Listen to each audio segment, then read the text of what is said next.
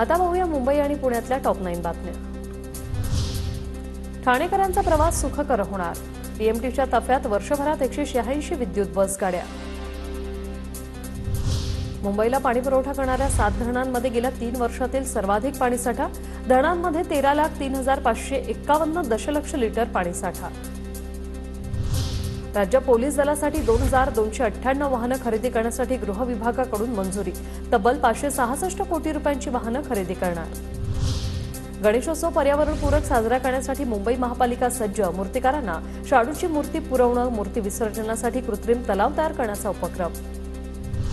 मुंबईत QR कोडद्वारे गणेश भक्तांना कृत्रिम तलावाची माहिती मिळणार। मंगलप्रभात लोढा यांच्या अध्यक्षतेखाली बैठक।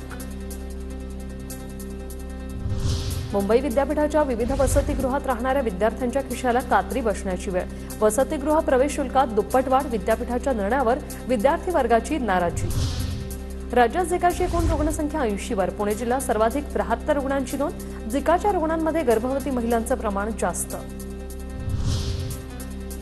पुण्यात खड्ड्यांच्या तक्रारींसाठी पालिकेची विशेष मोहीम।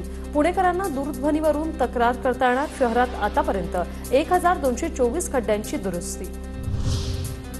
पुण्यातील देहू रोड दिघी भागातील संरक्षित जागेची नव्याने मोजणी पूर्ण। राज्य शासनाच्या भूमी अभिलेख विभागाकडून सॅटेलाइटद्वारे मोजणी।